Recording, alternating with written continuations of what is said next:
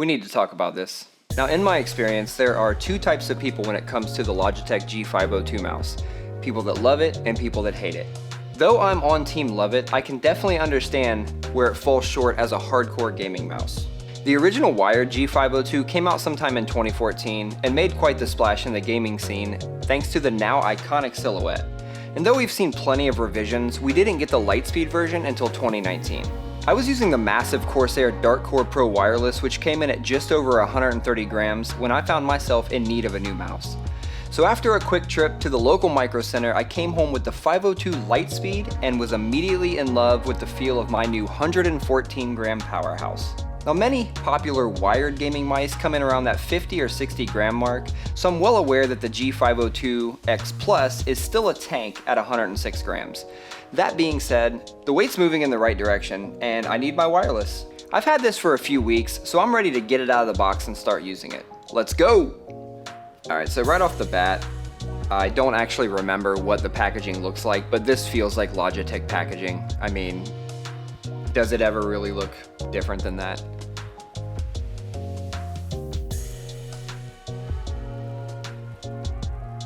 So we're going to grab a knife and get this thing open.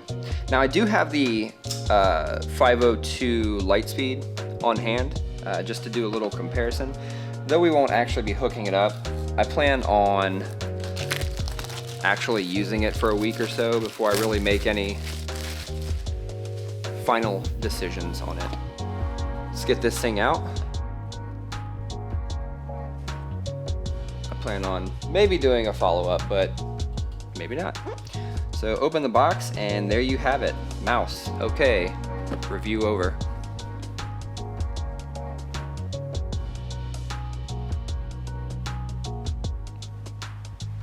So in the box we have the mouse.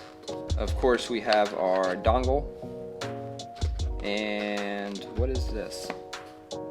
Oh, this is, I think this is so you can take this button off and replace it with kind of just a dummy spot to rest your finger. And honestly, it's just a mouse, so I can't imagine there's much more. Oh, yeah, of course. We do have our USB cable and our A to C adapter. Now, that's actually one of the things that drew me into this mouse is, you know, what isn't USB-C nowadays? Well, I'll tell you what's not. The old version of this mouse, it is micro USB. And honestly, I hated that. You have your booklet, points out all the buttons for you, and a Logitech sticker. Thanks, Logitech. So we'll set this off to the side here and take a look at the actual mouse. So immediately on the bottom, I notice these skates. These look much nicer than what's on the bottom here.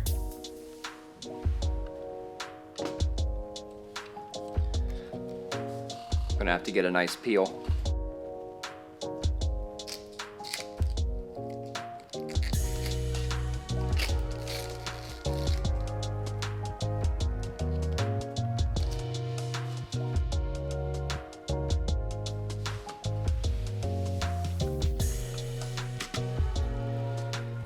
So as you can see, size-wise, they are relatively the same. It looks like most of the geometry as far as the angles in which your hand rests is the same as well. My hand, I mean, again, if you like the silhouette of this mouse, you're gonna love the new one as well. It feels just like it. I think one of the things that, again, immediately stands out is how nice these skates feel on the bottom. Power button's in basically the same spot, sensor in the same spot. We do have a USB-C up front now, which I mentioned before. I'll see if I can show that. So total length of the mouse is 131 millimeters. The widest point is 77 millimeters, and the total height is 39 millimeters. Right in that middle grip area, you're looking at 60 millimeters, and the front flare area is 26.5 millimeters. So, something you can do with these mice, and what I did was I bought a little puck that just pops in here, which allows me to charge it on a stand. And so first thing I want to see is, does that fit on the new one? It does. I have my stand, hang on. So it's just a little stand, works magnetically, clicks right on there like that, and we'll start charging. So love that.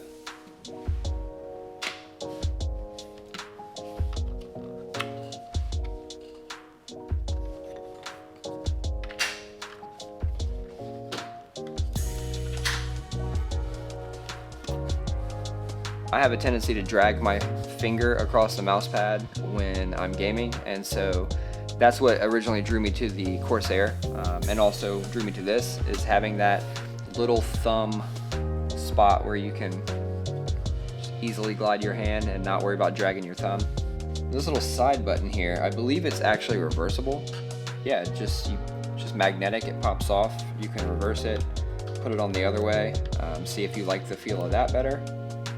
And then I guess this is just if you don't want that button at all, this is a little thing you can put in there to just, oh man, they made that fit flush and perfect.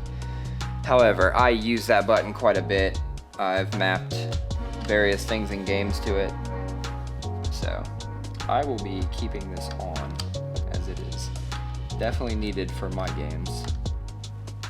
So one thing I also noticed is where my hand rests, it pretty much always rests on the button. My thumb is always on the button on the old one. On this new one, it sits just behind the button. I don't know if that's gonna mess me up, because I do feel like I kinda have to take my thumb out of its resting position and put it on the button. I could be wrong. Again, I think you can flip this around the other way and maybe make it a little less travel for your thumb. So, okay. Very big difference on the switches they used for the actual mouse button clicks.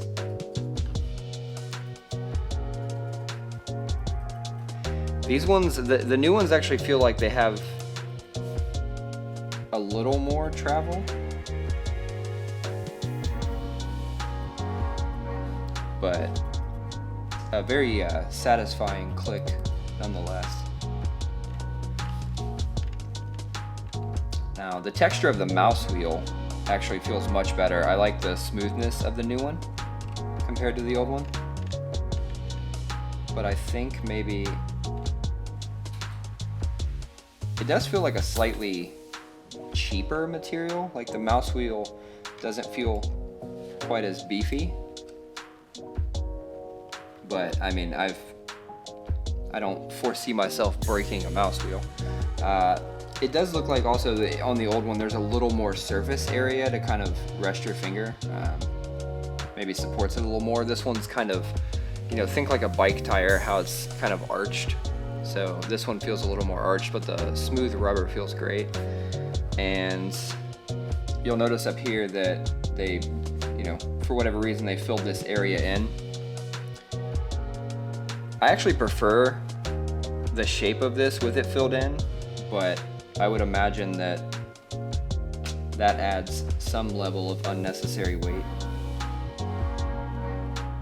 But again, if you're buying this mouse, you're not buying it for the weight.